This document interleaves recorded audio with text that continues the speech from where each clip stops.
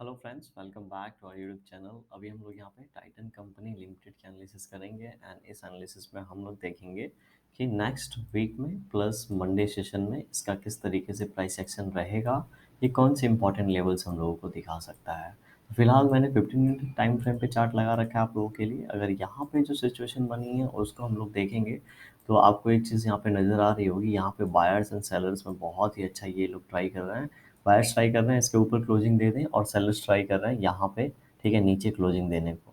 लेकिन एक चीज़ हम लोग को इस पॉइंट पे नोटिस करना होगा, इस समय प्रॉफिट किसको हो रहा है, राइट। तो अगर हम लोग थोड़ा नीचे जाके देखेंगे तो इस समय बायर्स को प्रॉफिट हो रहा है, राइट। इसके पहले वाली जर्नी भी बता रही है कि बायर्स को ऑलरेडी प्रॉफिट हो रहा है, यहाँ पे सेलर्स को भी पैसे मिलने नहीं है।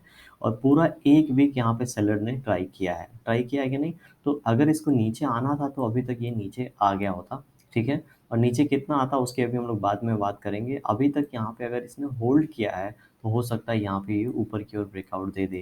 क्लोजिंग हम लोगों को अच्छी नहीं मिली थी, ये बात यहाँ पे है, ठीक है। क्लोजिंग अभी हम लोग क्लोजिंग पे आएंगे, लेकिन ये चीज़ हम लोग नोट करके रखेंगे, अगर नीचे आना था तो आ जाना था, या फिर अगर नीचे आएगा तो किस तरीके का प्राइस एक्शन देगा, जिससे हम लोग को पता चल जाएगा ये कितना नीचे जाएगा। अभी हम लोग सीधे वीकली टाइम फ्रेम पे जाएंगे एंड उसके बाद डेली फिर 15 मिनट टाइम फ्रेम पे आके जो पॉइंट्स रह गए हैं उनको डिस्कस करेंगे।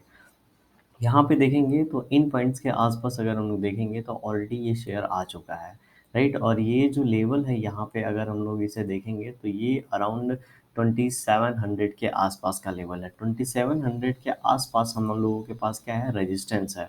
और इस रेजिस्टेंस को ऑलरेडी यहाँ पे 3 to 4 टाइम्स ये रीटेस्ट कर चुका है। अभी जिस तरीके से ये नीचे आया है, नीचे से ऊपर आया, देखेंगे ये इन लेवल से स्टार्ट हुआ है। यहाँ पे इसकी जर्नी 1800 से और बहुत तेज़ी से ऊपर गया है, राइट। बहुत ज़्यादा हम लोग को कहीं करेक्शन नहीं देखने को मिला है। हाँ, यहाँ पे थोड़ा-सा हॉल्ट ज़रूर देखने को मिला है, लेकिन बहुत ज़्यादा करेक्शन देखने को नहीं मिला है। तो अगर आप कहीं न कहीं देखेंगे तो बायर्स ने यहाँ पे अच्छा खासा पैसा बना रखा है और हर लेवल पे इन लोगों ने पैसा बनाया है। मुझे पता है ये वाला जो लेवल है ये 3 to 4 टाइम्स ऑलरेडी हिट हो चुका है वीकली टाइम फ्रेम पे भी। तो यहाँ पे ब्रेक करके ऊपर निकल जाना ज़्यादा बेटर है, ठीक है। लेकिन एक चीज़ याद रखिए, जब तक यहाँ पे करेक्शन नहीं आएगा, जब तक यहाँ पे प्रॉफिट बुकिंग नहीं आएगी, हॉल्ट नहीं होगा, तब तक जो बायर्स हैं, ठीक है, जो फ्रेश बायर्स हैं वो यहाँ पे एंट्री नहीं लेंगे। अगर वो एंट्री नहीं लेंगे तो ये बहुत ज़्यादा ऊपर तक नहीं जा पाएगा। फिर ये किसी भी एक राउंड लेवल को हिट करेगा और जैसे ही राउंड लेवल को हिट करेगा, जैसे यहीं से जिस फ्लो में अभी ये ट्रेड कर रहा है, राइट, ये हमारा लेवल है, इस फ्लो में ये ट्रेड कर रहा है। यहाँ पे हॉल्ट हुआ है लेकिन बहुत ज़्यादा कोई करेक्शन नहीं हुआ है। तो अगर यहाँ पे ये ऊपर की ओर निकल रहा है तो ये जो लेवल ऑलरेडी इन इस शेयर में लोगों ने पैसे लगा के रखे हैं वो एग्जिट नहीं किए होंगे। तो जैसे ही उनको थोड़ा ज़्यादा प्रॉफिट देखेगा या फिर 2800 या 2900 के पास कोई भी न्यूज़ आता है राउंड, या फिर कोई राउंड लेवल टच करता है, तो वो तुरंत अपना पोजीशन एग्जिट करने लगेंगे क्योंकि उनको डर लगेगा। और उसके बाद अगर ये नीचे आएगा तो हो सकता है 2600 से लेके 2700 के बीच में, मतलब 2650 से लेके 2700 के बीच में फिर ये इस तरीके से प्राइस एक्शन बना के ऊपर की ओर जाए। तो इस तरीके का सिचुएशन उस केस में हो सकता है। सेकंड चीज़ हम लोग यहाँ पे बात करेंगे, अगर अभी यहाँ पे एक दो जैसे एक वीक यहाँ पे देखेंगे, यहाँ पे 2400 से 2600 तक गया, अभी यहाँ पे एक छोटा-सा कैंडल बना दिया है, ठीक है? और ये जो कैंडल है, इस कैंडल का हाई ब्रेक करने के बाद नीचे आया है। मतलब यहाँ पे बायर्स ने फिर से ट्राई तो किया है, लेकिन सेलर्स इसको नीचे लेके आने की कोशिश यहाँ पे कर रहे हैं। तो अभी ये जो रेड कैंडल है, इसका हाई कहीं अगर नीचे की ओर ब्रेकडाउन होता है, तो ये नीचे की ओर आएगा। और कितना नीचे की ओर आएगा? तो ये जो ब्रेकआउट लेवल्स हैं, इतना ये आ सकता है। ये लेवल होगा 2550-40 के आसपास। तो इन लेवल्स के आसपास पहले ये गिरेगा, जो कि बायर्स चूँकि यहाँ पे बहुत स्ट्रॉन्ग हैं, ठीक है? बायर्स बहुत स्ट्रॉन्ग है, तो इन्हीं लेवल से फिर से इसको ऊपर लेके जाने की कोशिश करेंगे। तो हो सकता है यहाँ पे 50 टू 60 रुपीज़ का एक रेंज बन जाए और इस तरीके से हॉल्ट करने के बाद अगर यहाँ पे ब्रेकआउट देगा, ठीक है? तो जैसे आपने कभी बाई नहीं कर रखा है इसमें, तो आप भी जाके इसमें ब्रेकआउट प्ले करेंगे, तो आप भी क्वांटिटी बाई करेंगे, दूसरे लोग हो सकता है और भी यहाँ पे क्वांटिटी ऐड कर दें अगर 1-2 नेगेटिव कैंडल बनता है तो।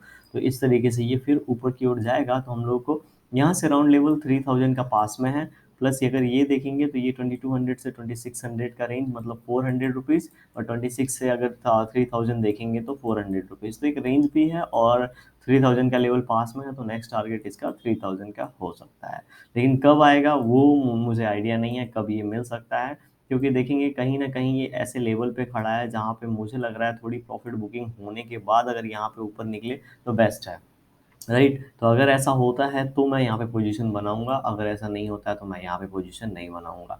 कितना नीचे गिरेगा उसकी भी हमने यहाँ पे बात कर ली है। अगर ये नीचे आता है तो ये यहाँ पे, ठीक है, 1-2 वीक भी अगर यहाँ पे रुक जाता है, जैसे ये वीक होल्ड कर गया, अगला वीक भी होल्ड करने के बाद अगर इसी क्लोजिंग इसी कैंडल के, मतलब जो इस वीक का कैंडल था जो क्लोज हुआ है, ठीक है, इसके हाई के आसपास बन जाता है, फिर ये ऊपर की ओर निकल सकता है।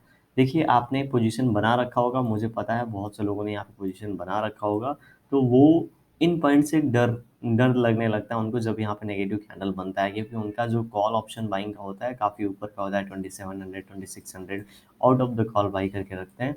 तो यहाँ पे डरना यहाँ पे ठीक है, लेकिन आप एक अपना रिस्क डिसाइड करके रखिए, उतना रिस्क आपका हो जाता है तो आप एग्जिट कर जाइए, ठीक है। अगर जब तक आपका रिस्क आपको अलाउ कर रहा है तब तक बने रहिए, और अगर आपका रिस्क यहाँ पे ज़्यादा एक्सीड कर रहा है तो आप एग्जिट कर दीजिए, सिंपल चीज़ें हैं।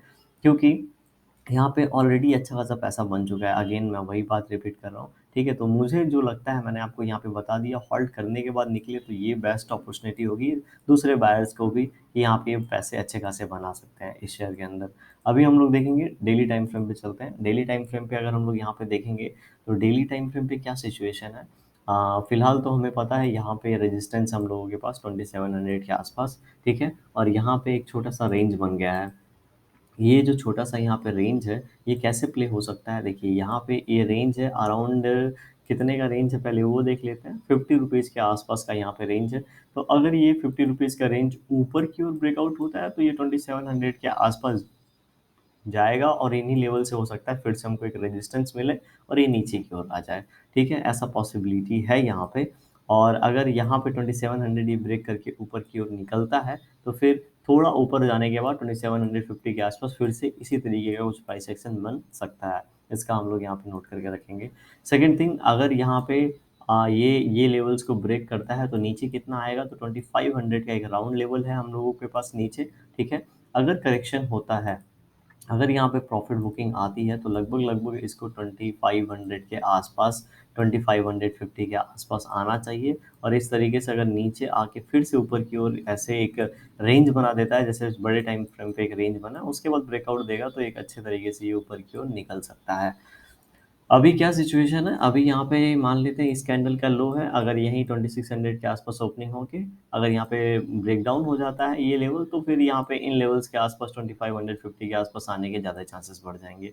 लेकिन ये मान लेते हैं रेड कैंडल है, अगर गैप अप ओपन हो गया 50% से ज़्यादा, अगर ये 100 पॉइंट का ये कैंडल है, गैप अप ओपन होता है 60 पॉइंट के ऊपर, मतलब ठीक है, समझ रहे हैं, यहाँ से 60 पॉइंट ऊपर अगर गैप अप ओपन होता है तो फिर ये इसके नीचे जाने की प्रोबेबिलिटी कम हो जाती है।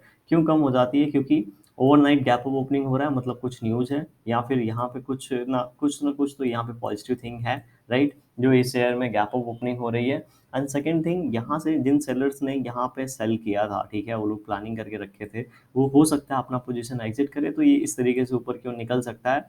और थर्ड थिंग, अगर सेलर फिर से इसको नीचे की ओर लेके जाना चाहेंगे तो ऑलरेडी वो इन पॉइंट से इसको नीचे ले गए हैं, पूरा एक दिन लगा। फिर इन्हीं पॉइंट्स अगर नीचे लेके जाएँगे तो इन पॉइंट्स में आते-आते मतलब बहुत टाइम लग जाएगा, और ऑलरेडी उनका यहाँ पे, ठीक है, जो भी पेशेंट था वो जाने लगेगा, तो यहाँ पे बायर्स क्या करेंगे, यहाँ पे फिर से पोजीशन बनाएँगे तो इनको हडल होगा। इसीलिए ये जो हमारा जो क्लोजिंग प्राइस होता है एक स्ट्रॉन्ग सपोर्ट या रेजिस्टेंस की तरह यहाँ पे एक्ट करेगा। तो यहाँ से फिर से बाइंग हैपनिंग होगी, और इस तरीके से अगर बाइंग हैपनिंग होती है तो ये शेयर यहाँ से ऊपर की ओर निकल सकता है। तो अभी हम लोग 15 मिनट टाइम फ्रेम पे जाएँगे और देख लेंगे कि मंडे सेशन में किस तरीके से इसके इम्पोर्टेंट लेवल्स एंड टारगेट्स हम लोगों को देखने को मिल सकते हैं। तो फिलहाल यहाँ पे हमारे पास जो लेवल है, अगर देखेंगे 2590 का नीचे की ओर ब्रेकडाउन होता है तो नीचे की ओर हमें पहला टारगेट जो मिलेगा 2580, एंड सेकंड टारगेट हम लोगों को 2571-2 का देखने को मिल सकता है। ऊपर की ओर बात करेंगे तो ऊपर अभी जब ये 2655 का ऊपर की ओर ब्रेकआउट होता है तो यहाँ पे हम लोगों को जो पहला टारगेट देखने को मिल सकता है, उसके लिए चार्ट ज़ूम आउट करना पड़ेगा, और यहाँ पे हमारे लिए ऊपर की ओर जो पहला टारगेट हो सकता है वो हो सकता है 2675 का, एंड जो सेकंड टारगेट हम लोगों को देखने को मिल सकता है वो मिल सकता है अराउंड 2690 का, ठीक है, ऊपर की ओर 2690 का।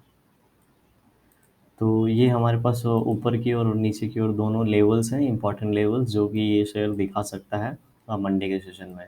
वीडियो पसंद आई होगी तो लाइक कर दीजिएगा, चैनल पे नए होंगे सब्सक्राइब कर सकते हैं, and thank you for watching this video.